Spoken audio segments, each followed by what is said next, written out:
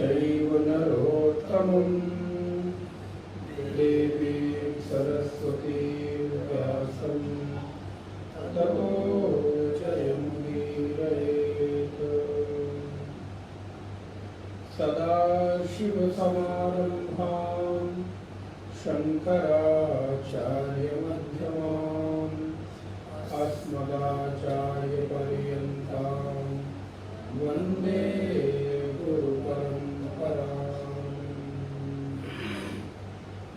या देवी सर्वभूतेषु स्मृतिरूपेण संस्थिता नमस्तस्यै नमस्तस्यै नमस्तस्यै नमो नमः। वागर्थाविव सम्पृक्तौ वागर्थप्रतिपत्तये जगतः पितरौ वन्दे पार्वती परमेश्वरौ। नारायण थोड़ा सा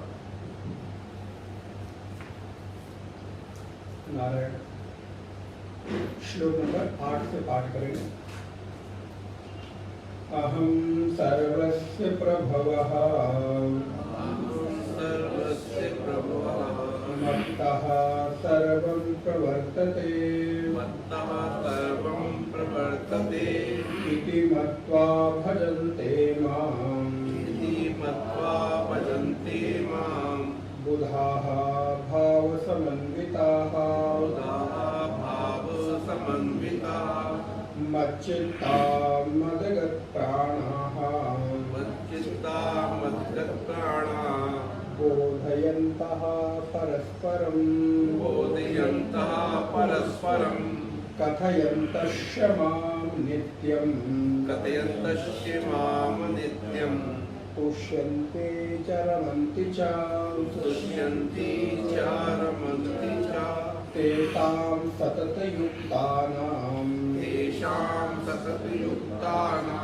भजतां प्रीतिपूर्वकं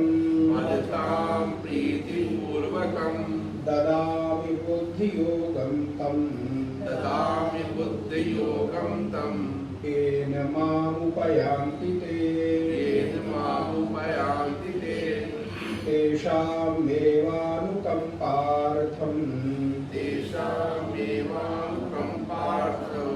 तेषामेवानुकम्पार्थं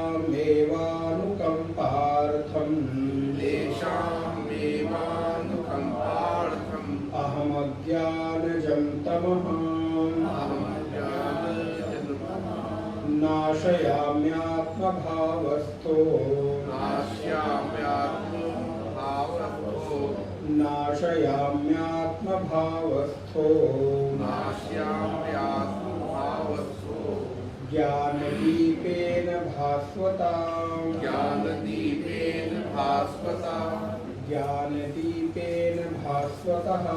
ज्ञानदीपेन भास्वता परमं ब्रह्म परमं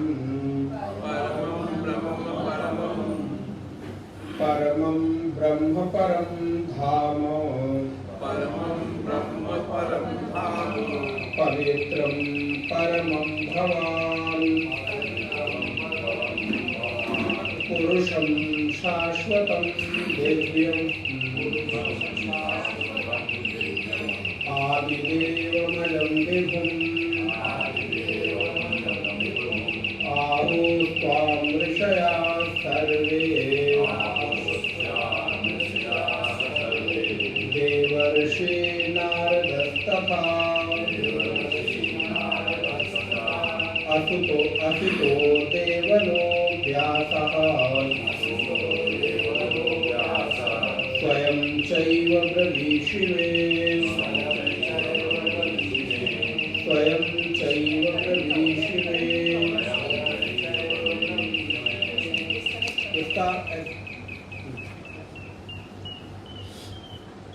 नारायण। पूर्व की कक्षा में हम लोगों ने देखा वासुदेव श्री कृष्ण भगवान कृष्ण अर्जुन को इस 10वें अध्याय में विभिन्न प्रकार के अपने स्वरूपों का विभूतियों का वर्णन कर रहे हैं। अर्थात विभूति का अर्थ होता है ऐश्वर्य। ऐश्वर्य का अर्थ है हमारे जीवन में हमारे पुरुषार्थ से और मेरे द्वारा अर्जित की गई जो उपलब्धियां हैं उसको ऐश्वर्य कहते हैं। वैसे तो अंतिम ऐश्वर्य केवल और केवल भगवान के पास ही है, क्योंकि भगवान की जो परिभाषा है वो जो शंख चक्र गदा पद्म धारण करने वाले हैं उनको भगवान कहते हैं, ये हमारी मान्यता है। लेकिन अगर मैं शास्त्र की दृष्टि से देखूं कि भगवान की परिभाषा क्या है, भगवत तत्व किसे कहते हैं, तो नारायण विष्णु पुराण में एक बड़ा सुंदर श्लोक आया कि ऐश्वर्यस्य अथ समग्रस्य धर्मस्य यशसा श्रियः वैराग्यस्य च अथ मोक्षस्य षड्नाम्भग इति ऋणः। भगवान किसे कहते हैं? अगर कोई पूछे तो हम क्या कहेंगे? कृष्ण को भगवान कहते हैं। तो भगवान और कृष्ण तो पर्यायवाची है ना। जैसे कोई कहे जल माने क्या, तो हम कहेंगे पानी। मैं कहूँगा पानी माने क्या? नीर। नीर माने क्या? वाटर। वाटर माने क्या? जल। तो हम क्या कर रहे हैं? पर्यायवाची बता के हम ये सोच रहे हैं कि मैंने उसका अर्थ जान लिया। यद्यपि जल, पानी, वाटर, नीर, पय, जो भी आप कहना चाहें, पय का अर्थ तो दूध होता है, जो भी आप कहना चाहें वो कह सकते हैं, लेकिन फिर आप ये नहीं कह सकते कि मैंने जल की परिभाषा जान ली, पानी की परिभाषा जान ली। ये पर्यायवाची है। जैसे कमल का पर्यायवाची पंकज है, जैसे सूर्य का पर्यायवाची दिनकर है। अब दिनकर को कहना और सूर्य को कहना एक ही बात है। सूर्य की परिभाषा जानना है तो उसको अलग से जानना होगा। ठीक उसी प्रकार भगवान जो शंख चक्र गदा पद्म धारण करते हैं, त्रिशूल धारण करते हैं, अथवा धनुष बाण धारण करते हैं, अथवा शंख क्या कहते हैं, बंशी धारण करते हैं, शंख धारण करते हैं, उनको भगवान कहते हैं। ये मान्यता तो मेरी ठीक है, लेकिन असल में भगवत सत्ता किसे कहते हैं, भगवान किसे कहते हैं? तो शास्त्र कहते हैं ऐश्वर्यस्य अथ समग्रस्य, जिसके भीतर 6 प्रकार के ऐश्वर्य हों उनको भगवान कहते हैं। बोले 6 प्रकार के ऐश्वर्य क्या क्या है? बोले ऐश्वर्यस्य अथ समग्रस्य धर्मस्य अथ यशस्या, जिसके पास सर्वप्रथम धर्म हो। और किस तरह का हो? तो बोले छोटा मोटा ना हो। जैसे अगर अभी आप किसी सरोवर में जाएं और वहां से थोड़ा जल निकालें, तो थोड़े से तात्पर्य 1-2 टैंकर जल निकालें तो हो सकता है कि थोड़ा फर्क पड़े। नदी में जाएं, 1 टैंकर जल निकालने क्या फर्क पड़ने वाला है? अच्छा, समुद्र में चले जाएं, हजारों टैंकर जल आप निकाल लें, कोई फर्क नहीं पड़ने वाला। पता भी नहीं चलेगा, उसकी लगेगा एक बूंद भी निकली है कि नहीं, उसका पता नहीं। लेकिन नहीं, अपने घर में रखे हुए 1 बाल्टी जल से 1 लोटा जल निकाल लीजिए, तुरंत पता चल जाता है कि 1 जग पानी कम हो गया।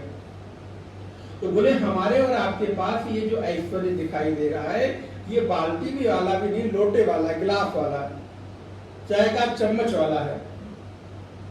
अब उस चम्मच में से 1 बूंद भी निकल जाए तो कितना पता चलेगा? बोले तुरंत पता चल जाएगा। लेकिन परमात्मा तो बोले परमात्मा के पास जो ऐश्वर्य है वो ऐश्वर्य किसी भी स्थिति में कितना भी निकल जाए, लेकिन पता तो क्या क्या ऐश्वर्य? बोले सर्वप्रथम ऐश्वर्य है, उस ऐश्वर्य का नाम है धर्म। ऐश्वर्य से अर्थ समग्र से, समग्रता में धर्म और यश, जो यश को देने में समर्थवान है। भगवान के अतिरिक्त और कोई यश हमको दे नहीं सकता। तो ऐश्वर्य से अर्थ समग्रस्य धर्मस्य यशसा श्रिया, श्रिया का तात्पर्य होता है लक्ष्मी, श्री, यशसा श्रिया।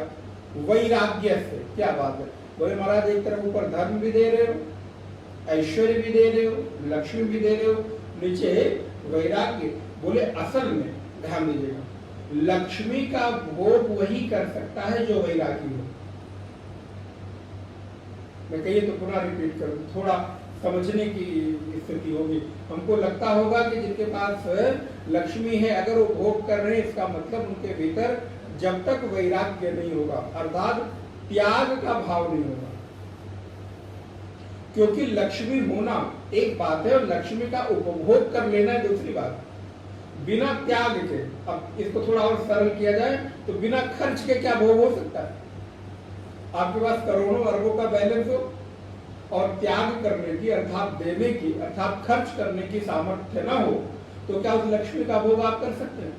रखे रहो बैंक में, वो रखे रखे बैंक में किसी और के काम आएगा। और प्राय हम लोगों के जीवन का यही है, कमाते किसके लिए? बोले दूसरों के लिए। अपने जीवन में उस धन का हम कितना सदुपयोग कर पाते, और जिनके लिए हम छोड़ के जाना चाहते हैं, कमा रहे हैं, उनको उसकी कोई वैल्यू।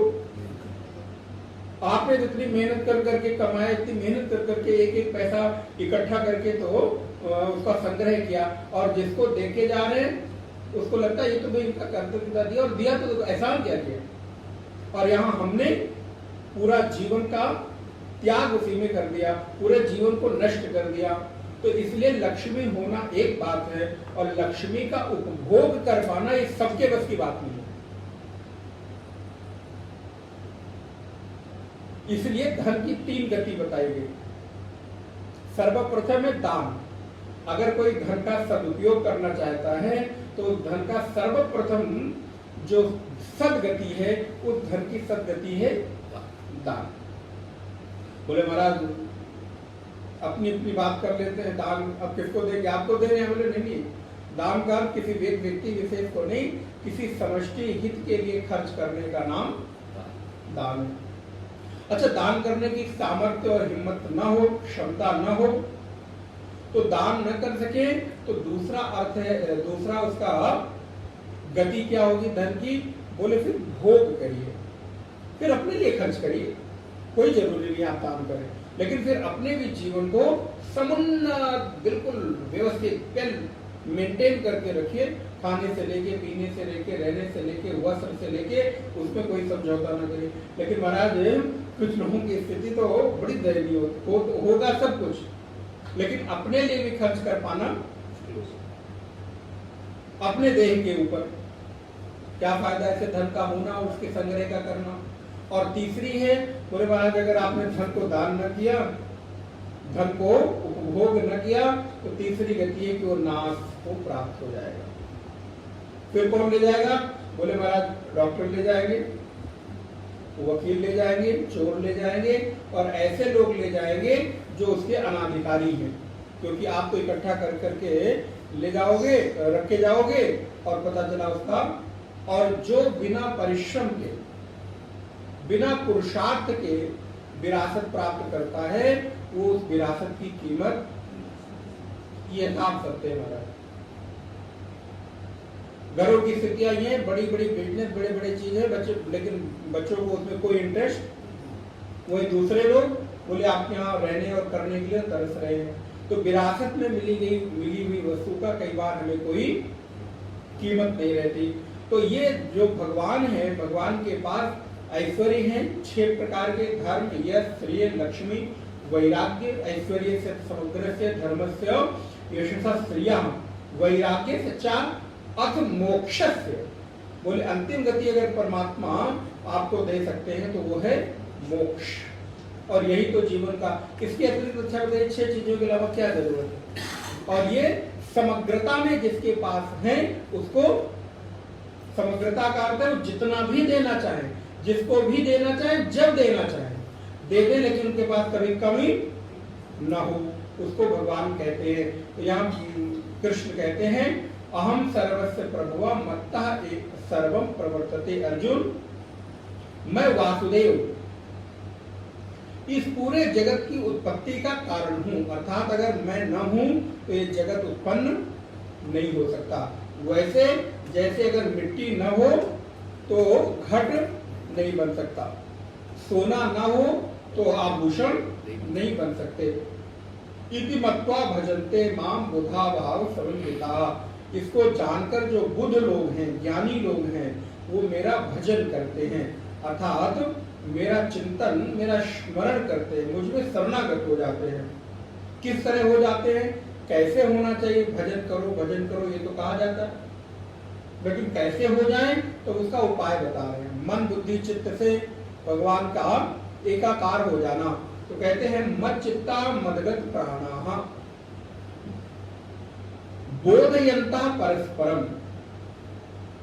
चित्त के द्वारा अर्थात चिंतन के द्वारा, प्राणाः बोले प्राण का तात्पर्य है कि हमारी जितनी भी इंद्रियां हैं वो सारी इंद्रियां परमात्मा की ओर ही गमन करें। हमारे जीवन की समग्र इंद्रियों का जो वर्तन हो वो धर्मनिष्ठी हो, परमात्मा की ओर ही गमन करने वाला हो, और अपने ही धर्म ना करे। ये बहुत सुंदर बात भगवान ने कही। बोले अगर अवसर मिले तो दूसरे को भी बताकर प्रेरित करके धर्म करने और कराने की कोशिश करनी चाहिए। ये भी एक पुण्य है। इसलिए भी गीता का जब आप 18वां अध्याय पढ़ेंगे तो भगवान कहते हैं इस संसार में हमारे यश का, हमारे लीला चरित्र का, गुणों का और इस गीता के पठन पाठन स्वाध्याय और प्रचार से बड़ा कोई धर्म 18वें अध्याय में भगवान ने इसको उपदेश किया। तो तात्पर्य क्या है? तात्पर्य है कि मैं खुद ही करूं, दूसरे न करने पाए। कई बार कुछ लोगों का ऐसा स्वभाव होता है, महाराज मैं बोले नहीं मैं करूं, ये तो अच्छी बात है, लेकिन अगर मेरी प्रेरणा से, मेरे बताने से, मेरे कहने से अन्य कोई व्यक्ति भी भगवत मार्ग में लग जाता है तो इस संसार में इससे बड़ा पुण्य।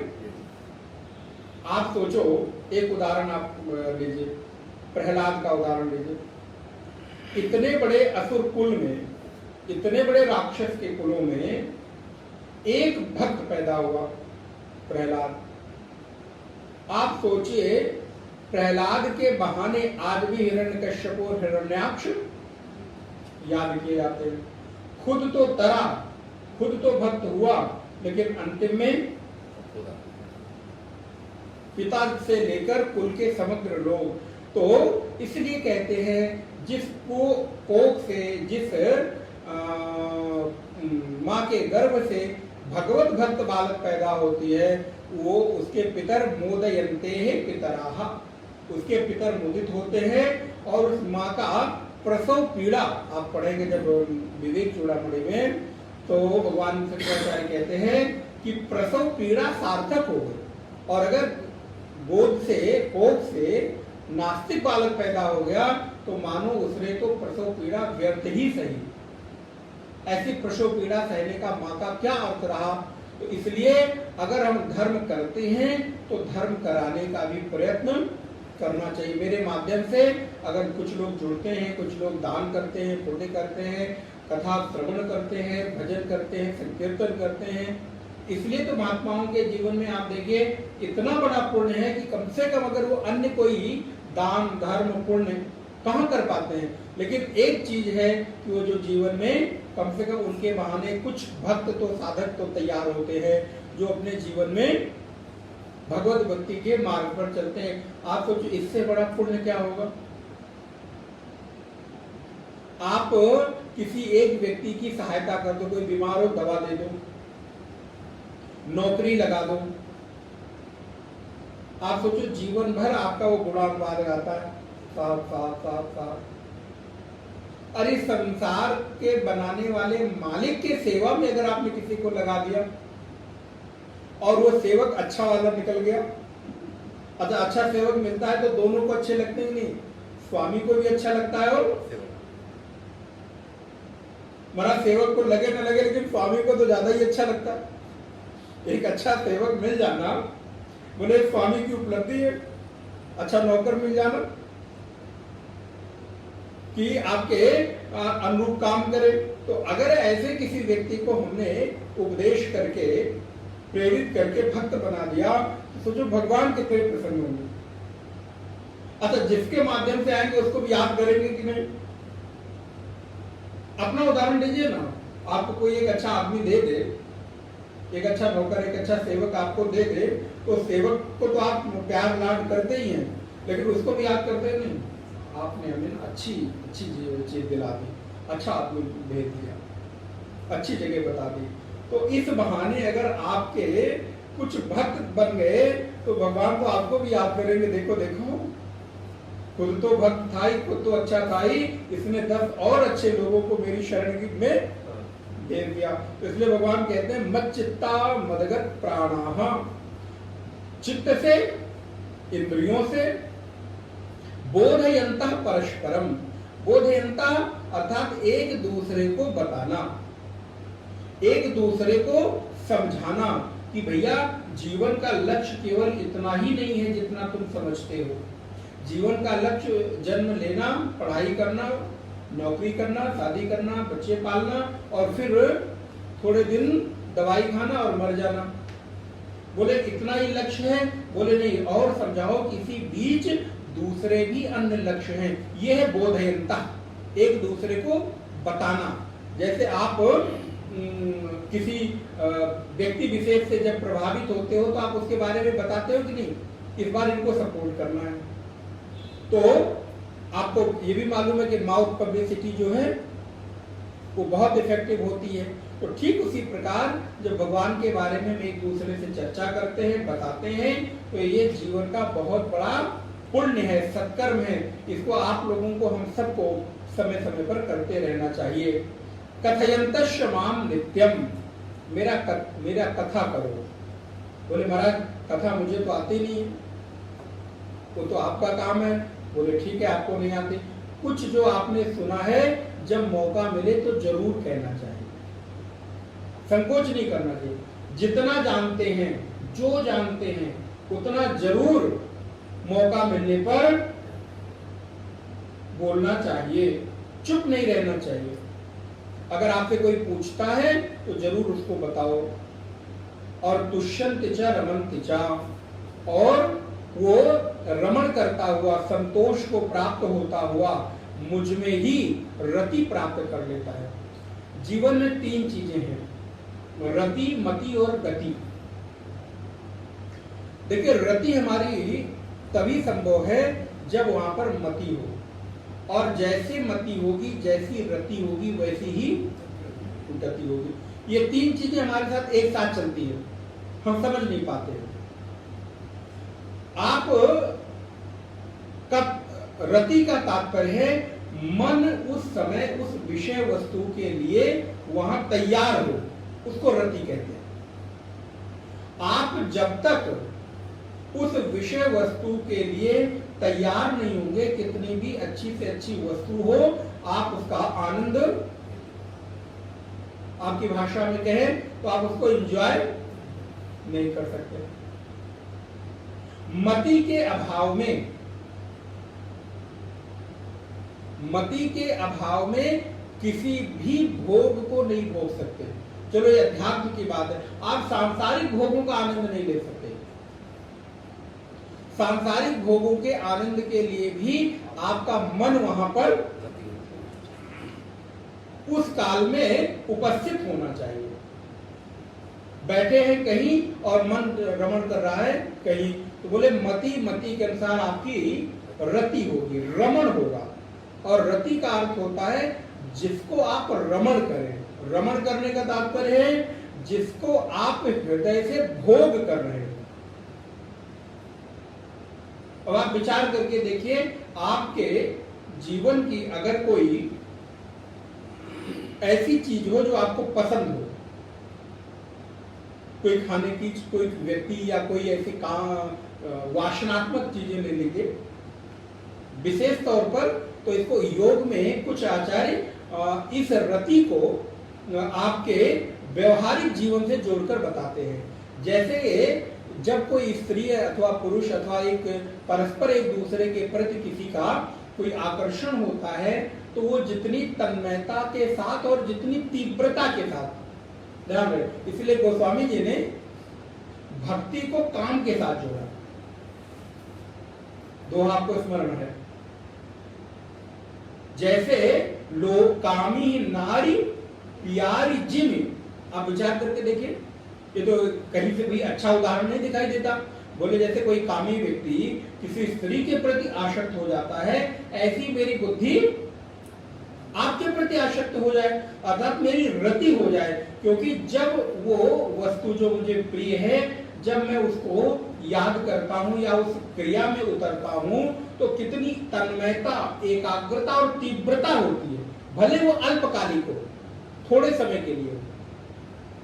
इसी प्रकार जो आनंद की स्फूर्ति है, वो उसी से मिलता जुलता आप कुछ अनुभव कर सकते हैं कि जितनी तीव्रता, जितनी गति, जितनी आपके भीतर वेग होता है उस क्रिया में उतरने पर, उस प्रकार के चिंतन में मन को स्मरण करने में, बोले वैसे ही मेरी मति आपके चरणों की रति बन जाए, उसमें वो ना हो। लेकिन कितनी देर के लिए बनी रहे? बोलो वो काम वासना की जो गति है वो तो अल्पकालिक होती है, थोड़े समय के लिए होती है, कुछ मिनटों कुछ घंटों के लिए होती है।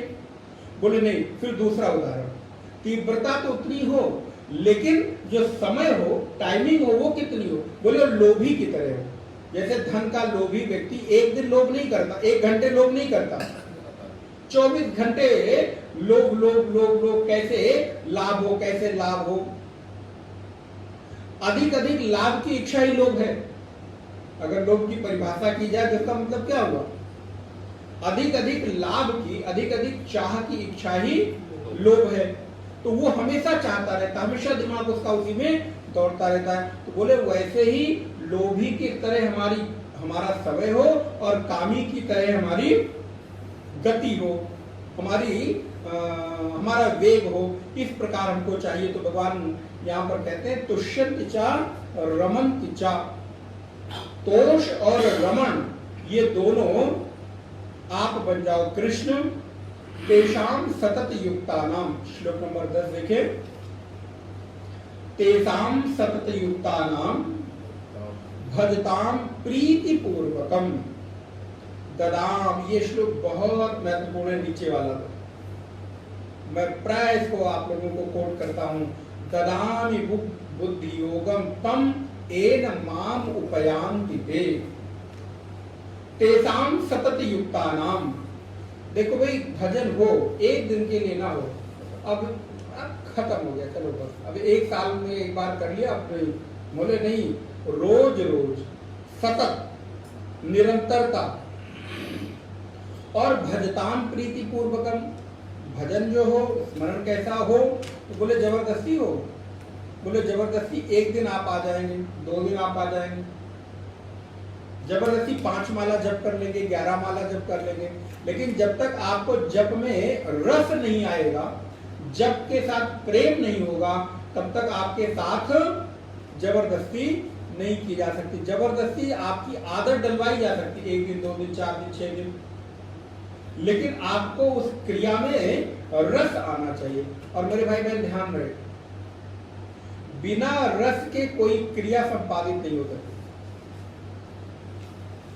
एक उदाहरण आपको दूं,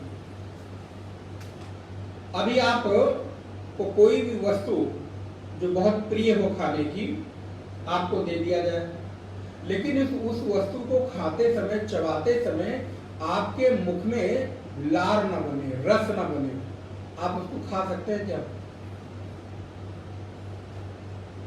बिना रस के कितनी भी, इसीलिए क्या कहते हैं सूखी सूखी चीज नहीं। एक सूखी सब्जी हो तो एक, क्यों? अच्छा दाल तो हुई हो, अच्छा सूखी सब्जी है तो रस की सब्जी ना हो तो कम से कम दाल हो, एक रस की सब्जी या एक सूखी सब्जी, अथवा एक दाल और एक सूखा सूखा नहीं मजा आता हमारा। चूंकि बिना रस के स्वाद संभव नहीं है। मुख में जब तक लार नहीं बनेगी, अथवा आप देखिए आपको कभी बोलना पड़े और बोलते समय अगर मुख सूख जाए, कभी कभी होता, आदत नहीं होती है, शुरू में हम लोगों को भी होता था, डर लगता था, तो अगर सूख जाए मुख तो आप देखिए एकदम ओठ चिपकने लगते हैं। आप एक शब्द, फिर आप एक घूंट जल पीते, तो जल से क्या मिला? तृप्ति नहीं हुई, लार बन गई, रस बन गया। तो रस के बिना स्वाद अब इसको जीवन में अप्लाई करें। किसी भी चीज का स्वाद लेना हो आपको तो सबसे पहले रस डेवलप करो। उस चीज से, उस क्रिया से आपको रस मिल रहा है कि नहीं, और अगर रस मिलने लग गया महाराज तो चाहकर कोई कितना भी मना करे आपको वो रोक नहीं सकता वो काम करने से। अगर आपको पूजा में रस मिलने लग गया तो समय निकाल कर आप करेंगे। ध्यान में कभी कभी व्यक्ति को रस मिलने लगता है तो वो जब भी मौका मिलेगा तो चाहेगा आंख बंद करके बैठ जाए। क्यों? क्योंकि आंख बंद करने से उसकी इंद्रियां सिमट रही हैं, एकाग्र हो रही हैं और उसको रस की। अभी तो हमको लगता है कि आंख खोल कर टकटकी लगाकर देखूं तो मजा आ रहा है। बोले महाराज एक स्थिति ऐसी भी आती है कि जिस समय आंख खोल करनी, आंख बंद करके मजा आता है। बोले महाराज ऐसा कहते आंख बंद करके कौन सा मजा आएगा? बोले चूंकि आपने अभी वो मजा, और जिसको आंख बंद करके मजा आ रहा है वो कहेगा आंख खोल के कौन सा मजा लेना हो तो आप, क्योंकि उसको रस उसमें आया। इसलिए कोई एक निश्चित पैमाना नहीं है। अतः जिस वस्तु के साथ आपको एकता करनी है उसमें आपको रस पैदा करना होगा। वो रस कैसा हो? बोले वो रस इस तरह का हो कि आपके साथ समवेत हो जाए, आपके साथ एक हो जाए। जब रस पैदा होगा तो आपको स्वाद मिलेगा। तो भगवान कहते हैं कि अर्जुन तेषाम सतत युक्तानाम भजताम प्रीति पूर्वकम। ये प्रीति का अर्थ ही रस है। आप देखिए जिस संबंध में रस का अभाव हो जाता है उसमें प्रेम रह जाता है। रस का अर्थ क्या है? तरलता, चिकनाहट। रस का अर्थ है कि एक धारा का निरंतर प्रवाह। अगर किसी संबंध में आपको बोझ लगने लगे, रस कम खत्म हो जाए तो संबंध कितना भी आत्मीय क्यों ना हो बोझ बन जाता है। पति पत्नी के संबंध अगर रस खत्म हो जाए तो वो बोझ बन जाते हैं। पिता पुत्र के संबंध यदि रस खत्म हो जाए तो बोझ बन जाते हैं। भाई भाई के संबंध, किस कारण एक उदर से पैदा होने के बाद एक भाई दूसरे भाई को देखना, छोटी छोटी चीज के लिए वो झगड़ता है, छोटे छोटे बंटवारे के लिए मुकदमे हो जाते हैं, झगड़ा लड़ाई हो जाती है। छोटी छोटी चीजों के लिए वो व्यक्ति एक दूसरे के साथ महाराज प्राण तक लेने को तैयार हो जाता है। आप देखिए, अच्छा अगर किसी के साथ आपका रस हो तो आप उसका अहित चाहेंगे। हम अहित कब चाहते हैं? जब उससे हमारा स्वाद खत्म हो जाता है। अब इसको ऐसे नहीं, अगर किसी व्यक्ति से आपका स्वाद खत्म हो जाए या तो आप उसकी उपेक्षा कर देंगे, और अगर स्वाद कहीं कड़वाहट में बदल जाए तो आप चाहेंगे कि ये व्यक्ति ही समाप्त हो जाए। मर्डर करने तक की स्थिति किस स्थिति में आती है? रस की जगह, मिठास की जगह कड़वाहट आ गई। और कड़वाहट किस स्तर की? बोले महाराज जो अब संभाले, जो एक घूट भी घूट अंदर नहीं ले सकता। ऐसी स्थिति में मन आता है, यहीं पर जरूरत पड़ती है साधना की, कि आप अपने मन के वेगों को उस परिस्थिति में कितनी देर के लिए संभाल पाते हैं और कैसे संभालते हैं। इसी का नाम साधक है। जो संयम करे वही तो साधक, जो साधे वही साधक।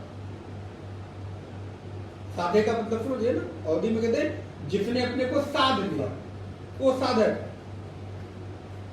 प्राप्त परिस्थिति में आपने अपने आप को कैसे प्रतिक्रिया देते हुए संयमित किया। कड़वाहट पैदा हुई, लेकिन उस कड़वाहट को भी आपने कैसे टैकल किया, कैसे हैंडल किया, कैसे आपने उस कड़वाहट को मिठास नहीं भी घोल सके तो कम से कम उस कड़वाहट से आप दूर हट जाए। तब तो आप कोई दुर्घटना घटने से बच जाएंगे, नहीं तो फिर आप हो सकता है कि कोई दुर्घटना, और दुर्घटना कितनी देर में होती है? एक क्षण में होती। आवेग, और आवेग हमेशा एक क्षण का होता है, बहुत देर का नहीं होता। चाहे वो काम का आवेग हो, क्रोध का आवेग हो, मोह का आवेग हो। आप किसी से कैसे जुड़ते चले गए? बोले आपको देखा और एक पहली बार देख के हमको मोह हो गया। कितनी देर में? बोले चलते चलते ट्रेन चल रही थी और तुमको देखा और प्यार हो गया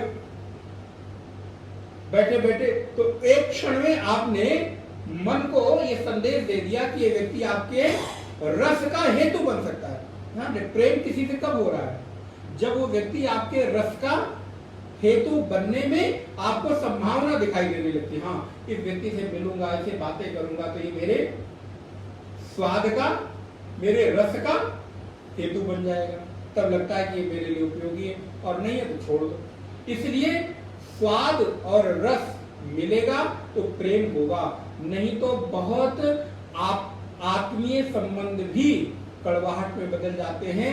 जिस दिन आपको ये रियलाइज हो जाता है कि अभी संबंध में कोई स्वाद।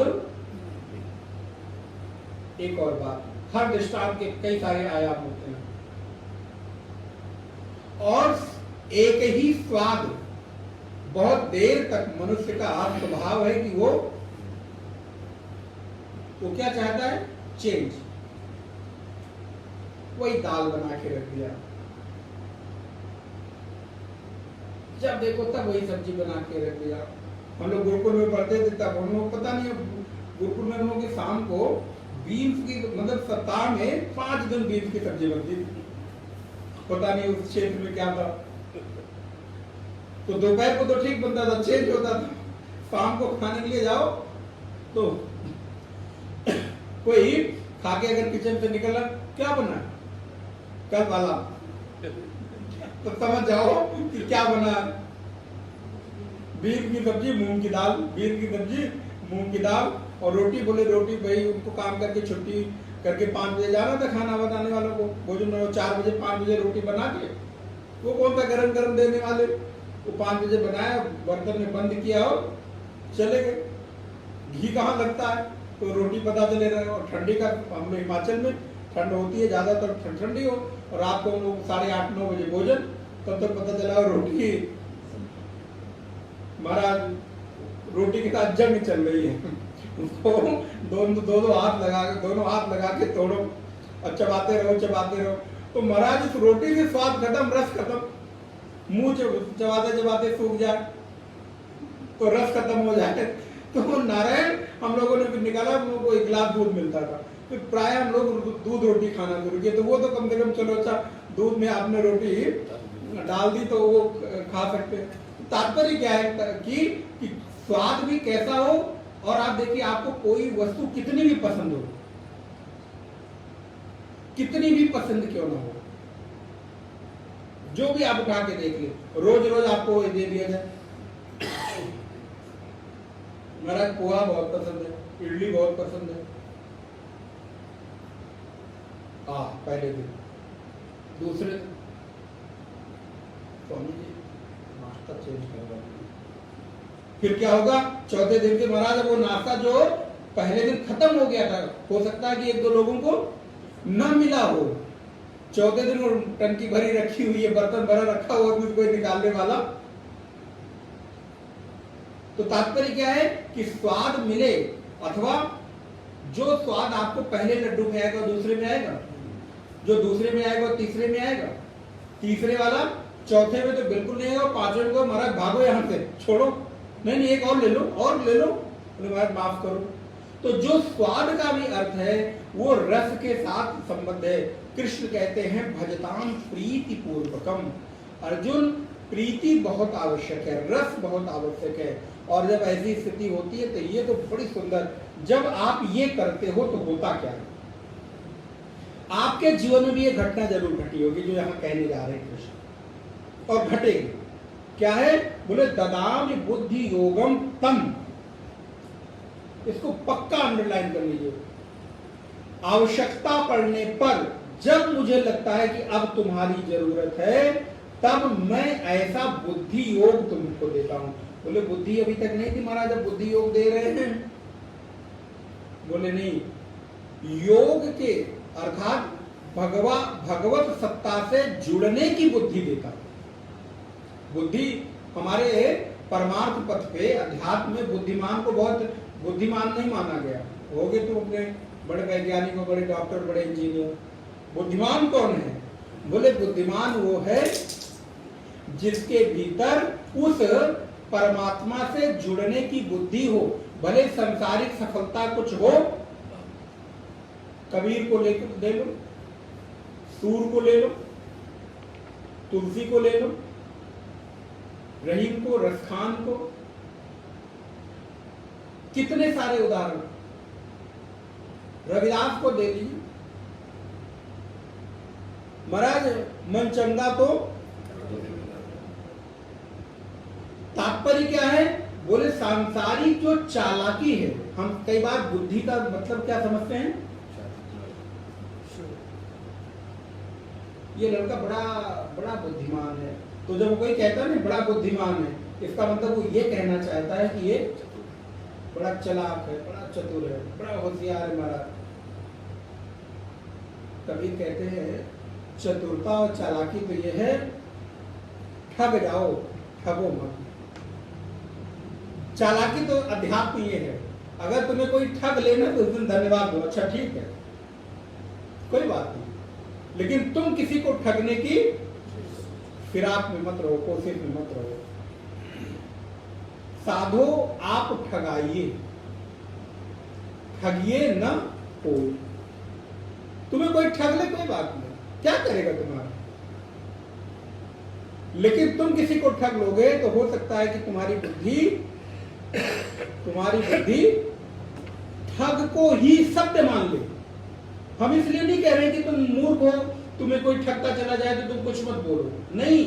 हम ये कहना चाह रहे हैं कि अगर तुमने किसी को एक बार ठग लिया तो हो सकता है तुम्हारी बुद्धि में ये भ्रम बैठ जाए कि ठग से जो रस, जो आनंद, जो सुख मिल रहा है वही अंतिम है, इसलिए ठगना शुरू कर। हम ठगने की बात इसलिए नहीं कर रहे हैं कि वो बहुत अच्छी बात है, हम किसी को ठगने के लिए इसलिए मना कर रहे हैं कि कहीं एक बार का ठग आपके जीवन में रस न पैदा कर दे। और ठग बिना मेहनत के ही होता है भाई। ठगी व्यक्ति क्या फावड़ा चलाता है? वो तो चीटिंग करता है एक दूसरे को। और जब बिना मेहनत के बैठी बैठाई इस बुद्धि को चीजें मिलने लगती है तो उसको लगता है कि बस वो फिर मेरा स्वभाव बन जाता है। अच्छा, आपको कोई ठग लेता है तब प्रतिक्रिया क्या होती है आपकी? पछतावा तो होता है, लेकिन अगली बार से आप सावधान हो जाते हो कि नहीं? एक बार ऑनलाइन पेमेंट कर दिया तो अब अगर कुछ गड़बड़ हो तो आप कितने सावधान रहते हैं? एक बार आपने कोई सामान मंगाया और पता चला सही नहीं है, दोबारा क्या करेंगे? सावधान है। एक बार आपका पैर बारिश में फिसल जाए तब महाराज फर्श पे दूर से अगर भ्रम भी हो जाए कि पानी पड़ा है तो पैर दबा दबा के, बारिश के समय पैर को दबा दबा के चलते हैं और बिल्कुल आराम आराम से कुछ मिल जाए तो पकड़ लेते हैं। क्यों? क्योंकि बुद्धि को इस बात का चला गया है। तो इसी प्रकार जब कबीर कहते हैं कि तुम ठगो मत, ठगा जाओ, तुम किसी के प्रति इस भाव से मत हो, तो भगवान जब कह रहे हैं कि ददामि बुद्धि योगम तम, आवश्यकता पड़ने पर मैं वैसा बुद्धि योग दे देता हूं। और भगवत पाद शंकराचार्य ने तो इसका भाष्य किया, आप लोगों के पास ग्रंथ है, जरा देखिए। तीसरी चौथी पंक्ति है, प्रीति पूर्वकम, प्रीति स्नेह तत्व पूर्वकम माम भजताम इत्यर्थः, ददामि माने प्रेक्षामि, बुद्धि योगम। अब यहां पर देखिए, बुद्धि योगम, बुद्धि ही सम्यक दर्शनम मत तत्व विषयम तेन योगो बुद्धि योगः तम बुद्धि योगम। एन बुद्धि योगेन सम्यक दर्शन लक्षणेन माम परमेश्वरम आत्मभूतम आत्मतत्वेन उपायन्ति प्रतिपद्यन्ते। अर्थात भगवान कहते हैं कि मैं उसको बुद्धि योग देता हूं। अर्थात अगर किसी व्यक्ति में मेरे को तत्व से जानने का जिज्ञासा पैदा हो, इसका मतलब समझना आज भगवान ने बुद्धि योग मुझे दे दिया है। जैसे अगर आपके अकाउंट में कोई बैलेंस आता है तो क्या लगता है कि उस अमुक व्यक्ति ने दिया क्योंकि उससे मेरी, तो आपने भी कभी भगवान को कहा होगा, लेकिन आप कह के भूल जाते हो। आप बड़े भुलक्कड़ लोग हो, लेकिन मेरे प्रभु सत्य संकल्प हैं, वो कभी नहीं भूलते। अगर आपने एक विचार उनको दे दिया तो उनके चरणों में पड़ा रहेगा अनंत काल तक। कब तक? बोले जब तक आपका वो संकल्प पूरा। लेकिन वो पूरा कब होगा? बोले जब उनको लगेगा कि उचित है, तुम्हारे लिए अब जरूरी है, तब उसको पूरा करेंगे। वैसे ही जैसे 8 साल का बालक कहे मुझे 150-250 सीसी की बाइक दिला दो, मम्मी पापा क्या कहते हैं? ये तुम्हारी उम्र है भाई, जब तुम बड़े हो जाओगे, लायक हो जाओगे तो 150 सीसी नहीं, 250 सीसी नहीं, 500 सीसी की बाइक दिला दूंगा।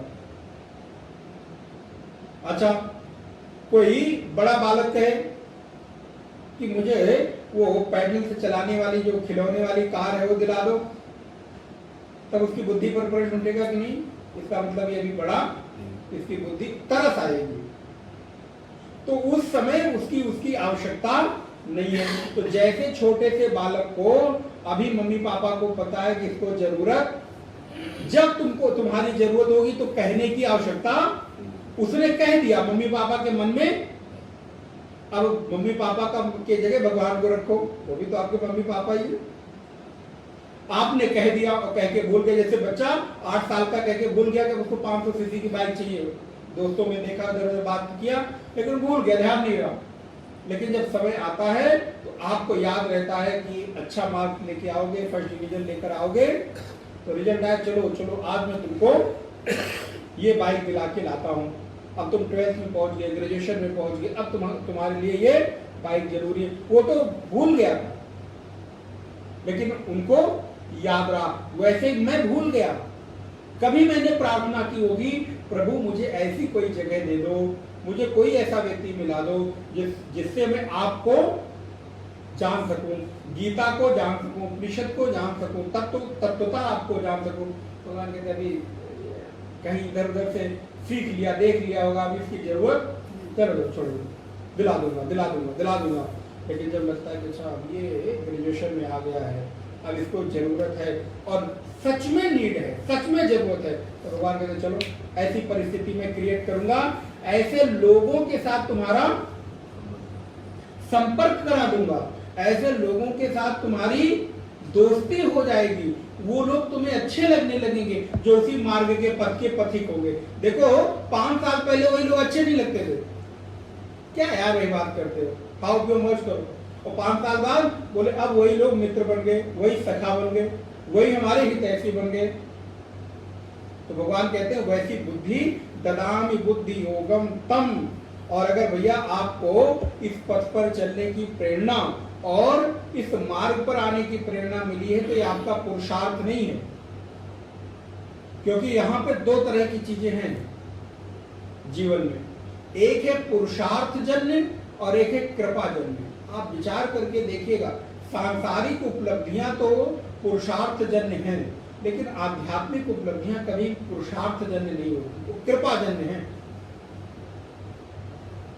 जीवन दोनों से चलता है, दोनों की जरूरत है। आपको पुरुषार्थ भी करना होगा, लेकिन केवल और केवल आप पुरुषार्थ से नहीं पा सकते। ये तो पथ थोड़ा अलग वाला है, यहां आपको रियलाइज करना पड़ेगा, अनुभव करना पड़ेगा। पुरुषार्थ तो मेरा है, पुरुषार्थ तो यही है कि आपको अपने घर से चल के 5 किलोमीटर यहाँ आना पड़ेगा, इतना तो पुरुषार्थ करना पड़ेगा। अब घर घर जाके तो गीता नहीं पढ़ाई जा सकती। अब आप कृपा को अगर ये समझे कि आप मेरे घर आके महाराज रोज पढ़ा दिया करिए, तो वो तो नहीं। हाँ, कृपा इतनी है कि आपने ऐसे भाग दौड़ के माहौल में, ऐसे शोरगुल के माहौल में भी हमको एक ऐसी स्थान का पता करा दिया जहां पे मैं शांति से बैठकर इतने वर्षों से मैं लखनऊ में रह रहा था, मुझे पता नहीं चला। मेरी आवश्यकता तो थी, लेकिन एक दूसरी तरफ हम आए और दूसरे ही दिन हमको पता चल गया कि हमारे लिए स्थान है। तो ये क्या हुआ? बोले आपका पुरुषार्थ नहीं है, ये कृपा है। पुरुषार्थ आपका इतना कि आपको चल के गीता खोल के बैठनी पड़ेगी। ठीक उसी प्रकार भगवान कहते हैं कि मैं उसको बुद्धि देता हूं। और बुद्धि कैसी? बोले अगर मैं बुद्धि दे दिया तो तब तक वो बुद्धि दिए रहता हूं जब तक वो सम्यक रूप से मेरा दर्शन मुझे नहीं जान लेता। देखिए बड़ा बुद्धि ही सम्यक दर्शनम। किसके बारे में सम्यक दर्शन? बोले मत तत्व विषय, मेरे तत्वतः विषय के बारे में। तेन योगा, वो जो योग है उसको बुद्धि योग कहते हैं। पाने की इच्छा, जानने की इच्छा का नाम बुद्धि योग है। बुद्धि योगेन सम्यक दर्शन लक्षणेन परमेश्वरम आत्मभूतम आत्मतत्वेन, आत्मभूत से उस परमेश्वर को जानना ही बुद्धि योग है। तेषाम एवानुकंपार्थम अहम अज्ञानजम तमः नाशयाम्यात्म भावस्तो ज्ञान दीपेन भास्वतः। क्या बात है! भगवान कभी कभी ऐसी कृपा करते हैं। बोले तेषाम एव मैं ही अनुकंपार्थम, अनुकंपा करता हूं महाराज। भगवान शंकराचार्य लिखते हैं, देखिए अनुकंपा का अर्थ दया करता हूं। जैसे आप किसी ऐसे व्यक्ति पर दया करते हो ना, अच्छा जाओ ले जाओ, बहुत देर से चाहिए तुमको, गिड़गिड़ा रहे, ले जाओ। बोले भगवान के सामने भी जाके गिड़गिड़ाओ। जैसे कोई धन से कमजोर व्यक्ति किसी धनवान के सामने जाता है, वो क्या कहता है? साहब साहब दे दो, साहब दे दो, साहब दे दो। आपका अनुभव होगा, किसी तीर्थ में जाइए, महाराज भिखारी पीछा नहीं छोड़ता जब तक देना तो 1 रुपए दे दो साहब। तो 1 रुपए नहीं मांगते, 10 रुपए सीधा मांगते, लेते ही नहीं। और आप भी न चाहते हुए भी अंतिम में देना ही पड़ता है। गाड़ी पकड़े पकड़े दौड़े चले आएंगे, 2 रुपए तो मेरे को फेंक दिए। बताओ, सोचो। तो बोले कि महाराज उतना ही नहीं, अगर आप नहीं दे तो आपको इमोशनली ब्लैकमेल करते हैं। वो अयोध्या में तो एक बार हमारे साथ कोई लोग गए, बड़ा बुरा लगा। अच्छा, 1 को 2 तो 2, 3, 10, 20, 50 कितनी संख्या होगी कोई निश्चित नहीं। और 2 भी तो 2 छीन लेते, मतलब झुंड ऐसा बनाएंगे कि वो आपके हाथ से कब छिन जाए पता ही नहीं चलेगा, चोट ऊपर से लग सकती है। खैर, तो आप जब आपके सामने वो गिड़गिड़ाता है तो आप उसको देते हो। बोले ऐसे ही आपको भी अगर कुछ चीज चाहिए ना, तो जाके जो चाहिए जिसके पास है उसके पास गिड़गिड़ाओ। जैसे वो भिखारी धनवानों के पास, बड़ी गाड़ियों वाले के पास जाके गिड़गिड़ाता, दो दो दो दो दो दो दो देते हैं।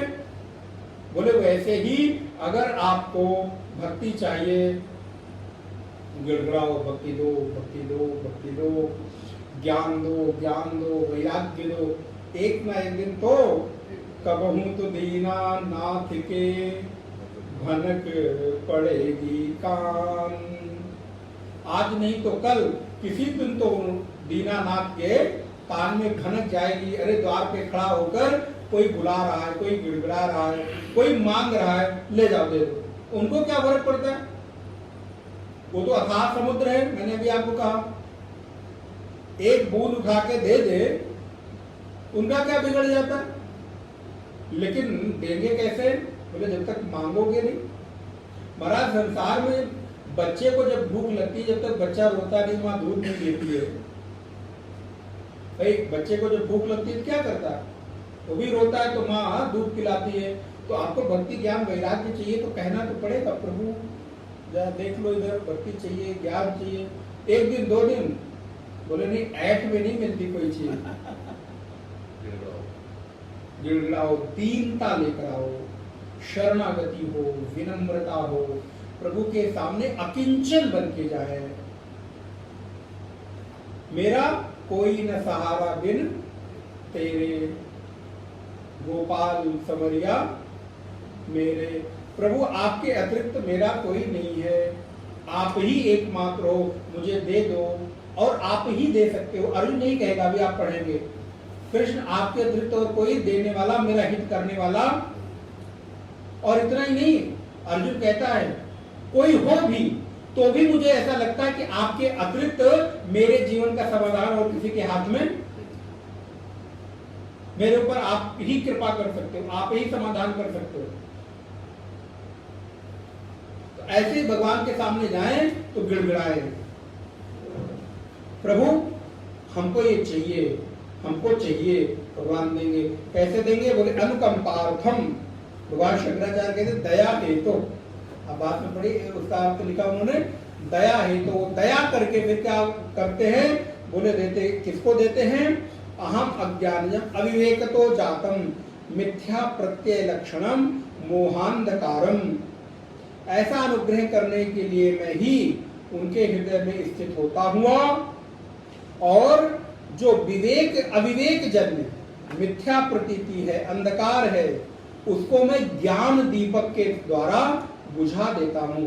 नाशयामी, देखिए कितनी सुंदर बात भगवान कहते हैं, नाशयामी आत्मभावस्थः, मैं ही हृदय में क्या बन के बैठता हूं? बोले ज्ञान दीपेन भास्वतः।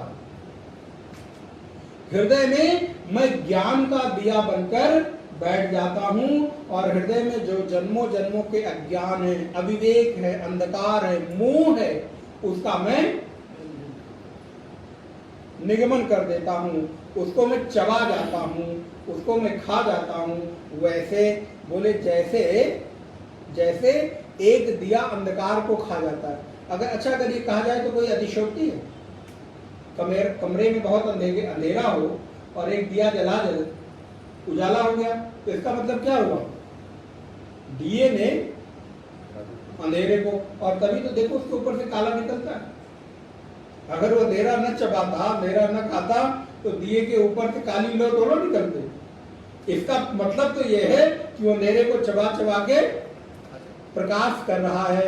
तो ऐसे ही भगवान भी आत्म भाव बन के हृदय में बैठ करके और आपके जीवन के अज्ञान को, अविवेक को, अंधकार को खा जाते हैं और प्रकाशित कर देते। ज्ञान दीप जिसे कहते हैं, ज्ञान दीप हमारे हृदय में प्रज्वलित हो जाता है।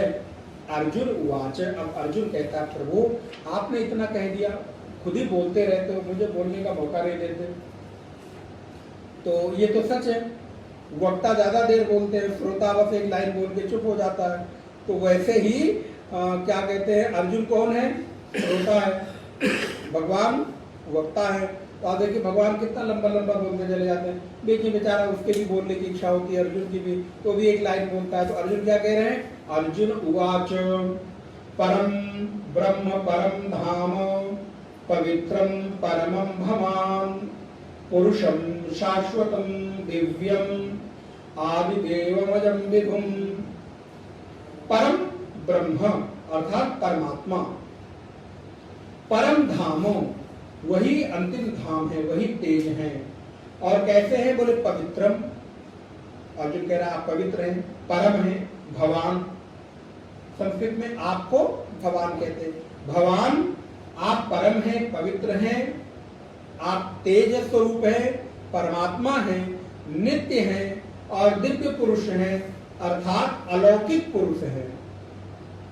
आप सभी देवों से पहले हैं, दिव्यम आदि देवम अजम विभुम, सभी देवों से पूर्व है, आदि देव हैं, अजन्मा और व्यापक है। भगवान कह रहे आगे को कहना क्या चाहते हो? तो आहुस्वाम ऋषयः सर्वे। अब देखिए कुछ जानना हो तो पहले जिससे जानना है उसकी थोड़ी तारीफ तो करनी पड़ेगी। कुछ लेना हो तो महाराज भागवत जी में आता है, जिस समय राजा बलि के यज्ञ में वामन भगवान पहुंचे, उस समय भगवान वामन ने ये नहीं कहा तुम बड़े धर्मात्मा हो। शुरुआत कहां से की?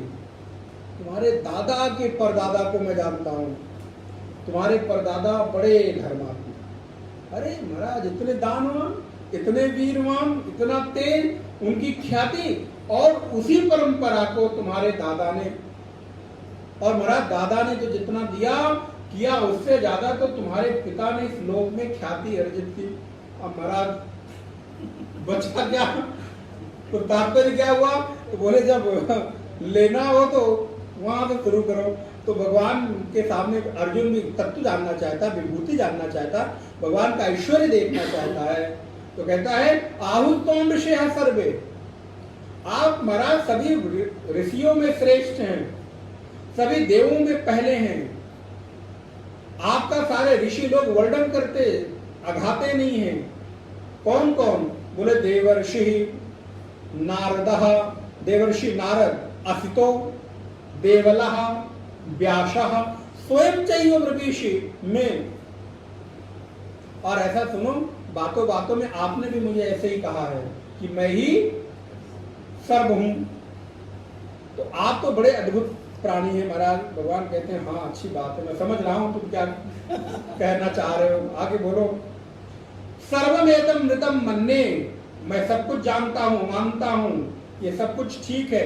यन माम वदश केशव, कुछ कमी नहीं निकालना केशव, जो कुछ भी आपने कहा है वो सब कुछ ऋषियों के द्वारा पहले कहा जा चुका है, बोला जा चुका है, और वो मैं सब कुछ मानता भी हूं, स्वीकार भी करता हूं। और आपके द्वारा की गई जो भी मेरे लिए बातें हैं, मैं उस सबको सत्य मानता हूं। ये शिष्य का, जिज्ञासु का, साधक का पहला लक्षण है। अपनी बुद्धि को तीव्र करते हुए, अपनी बुद्धि नहीं, आप कह रहे ये नहीं, ये वाला सही है, नहीं पहले ये स्वीकार करो जी, बिल्कुल ठीक है, लेकिन गुरुजी मैं ऐसा सोचता हूं, अथवा मैं ऐसा जानता हूं, अथवा मैंने ऐसा सुना था, ये ऐसा भी है क्या? क्योंकि संतों के सामने, गुरुओं के सामने, बड़ों के सामने बोलने की एक परंपरा है, मर्यादा है। सन्यासियों के सामने कभी अपनी बात को उत्तरोत्तर श्रेष्ठ करने के लिए तर्क वितर्क ना करे। देखिए भगवान के सामने अर्जुन कहता प्रभु आपने जो कुछ कहा वो सब मैं, अब भैया जब सत्य मान रहे हो तो काहे नहीं युद्ध कर रहे हो? तो कितनी देर से कह रहे, काहे 18 अध्याय बुलवा दिए भगवान को। लेकिन पूछने का, अपनी शंका का निवारण करने का तरीका देखिए। प्रभु आपके बारे में ऋषि लोग ये कहते हैं, आप ही एकमात्र सत्ता हो और सब सही है, लेकिन ना ही ते भगवान व्यक्ति, किंतु मैं सत्य मानता हूं, क्योंकि हे भगवान आपकी जो उत्पत्ति है न वो देवता जानते, नहीं थे भगवान व्यक्तिम विदुर देवान दानवाः। आपकी उत्पत्ति को न देवता जानते हैं न दानव जानते हैं, तो मनुष्य की तो बात ही क्या है। आप कौन हो? मैं नहीं, इसीलिए मैंने आपको निवेदन किया, क्योंकि वो भगवान का अब ऐश्वर्य देखना चाहता है। तो अगर वो कह दे कि देवता लोग जानते हैं आप कौन हो, हम भी जानते हैं तुम कौन हो, तो क्यों दिखाएंगे भगवान? लेकिन वो कह रहा है कि नहीं, मैं जानता हूं कि आपके बारे में सब लोग जो कुछ कहते हैं सही कहते हैं, लेकिन यथार्थ में आप कौन हैं कोई नहीं जानता। अच्छा, अपने को अपने से ज्यादा कोई जानता है? आपके बारे में आपसे अधिक कोई, आप कौन हो, लेकिन अभी आप देखोगे सोचोगे तो सही सही नहीं सोचोगे। ये आप कौन हो ना, ये तब सोचना जब आप अकेले हो ना, कोई ना हो। मतलब घर में कमरे में कोई ना हो, पत्नी पति भाई बंधु कोई ना हो। आप कई बार संबंधों के सामने भी मुखौटा ओढ़ के ही रहते हो, पति के सामने भी पति बन के रहते हो, आप क्या हो वो बन के नहीं रहते हो, भाई के सामने भाई बन के रहते हो। इसलिए मैं क्या हूं, बोले ये मेरे से बेहतर कोई नहीं जानता है। और मैं जो है वो क्या हूं, बोले वो मैं अकेले में जब बैठता हूं, एकांत में जब बैठता हूं, तब मैं अनुभव करूं कि मैं कौन हूं, वो भी बिना किसी मुखौटे के, बिना किसी उपाधि के। ना भक्त बन के बैठो, न पति बन के बैठो, न पत्नी बन के बैठो, न भाई बन के, न बेटा बन के, न शिष्य बन के, बल्कि आप जो हो जैसे हो। अभी आप जो आए, आप कितने कपड़े उपड़े पहन के तैयार होके आए हैं, लेकिन क्या घर में भी हमेशा ऐसे तैयार होके रहते हैं?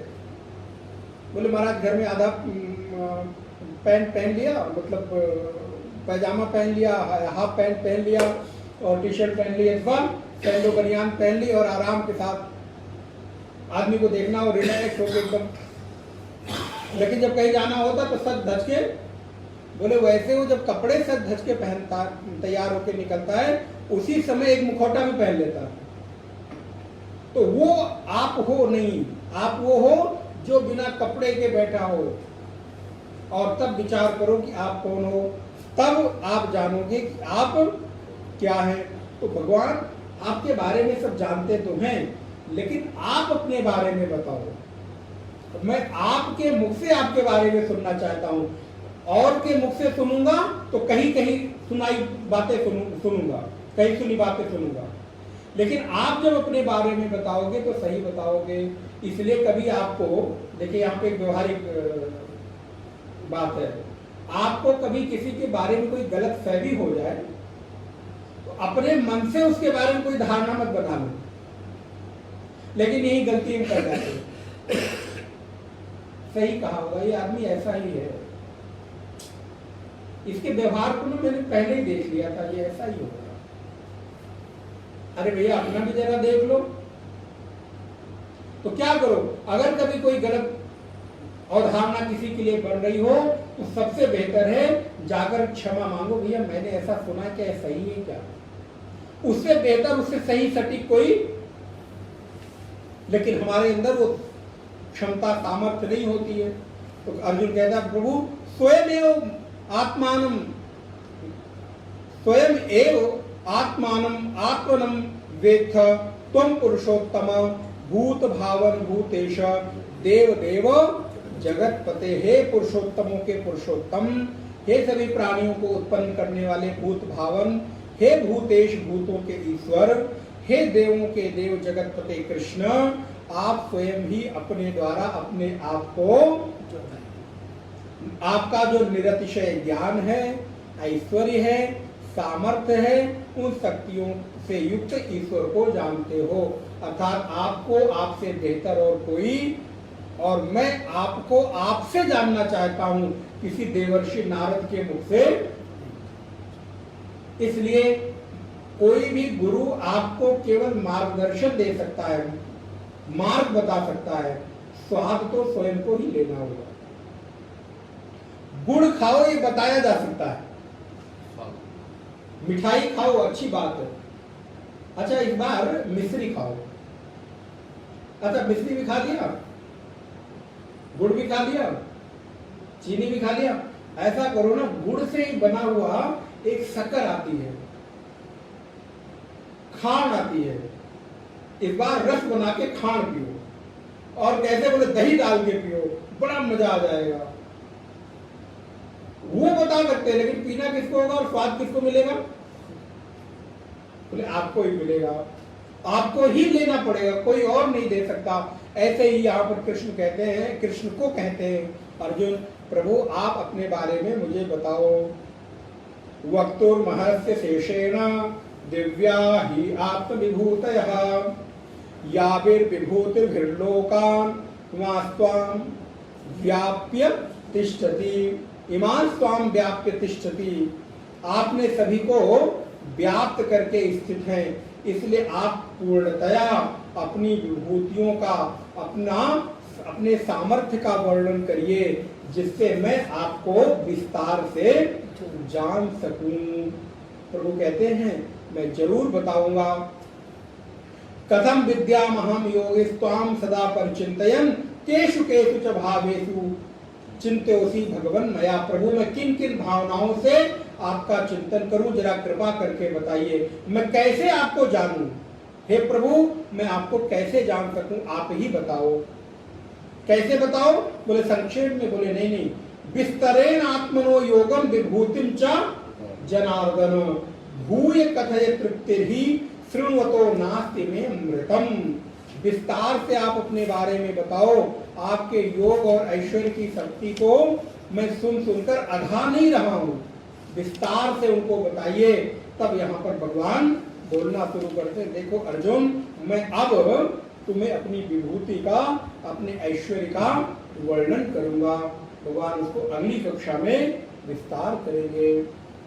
दो बार भगवान का नाम स्मरण, तदुपरांत आरती।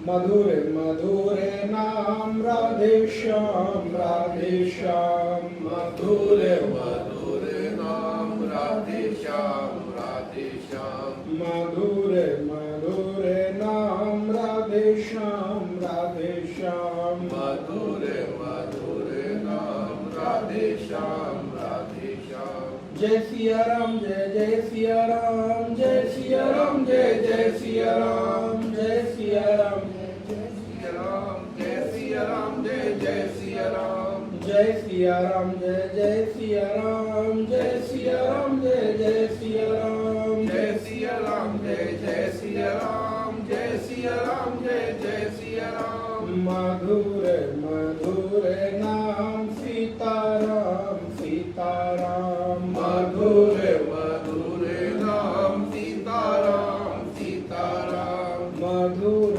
मधुर नाम राधे श्याम, राधे श्याम। मधुर मधुर नाम राधे श्याम, राधे श्याम। मधुर मधुर नाम राधे श्याम, राधे श्याम। मधुर मधुर नाम राधे श्याम, राधे श्याम। मधुर मधुर नाम राधे श्याम, राधे श्याम। मधुर मधुर नाम राधे श्याम, राधे श्याम। सच्चिदानंद भगवान की जय। ओम पूर्णमदः पूर्णमिदं पूर्णात् पूर्णमुदच्यते पूर्णस्य पूर्णमादाय पूर्णमेवावशिष्यते। ओम शांति शांति शांति। हरि ओम श्री गुरुभ्यो नमः। हरि ओम। नारायण। आरती रविवार को सुबह 9 बजे से 10 बजे तक उपनिषद की कक्षा।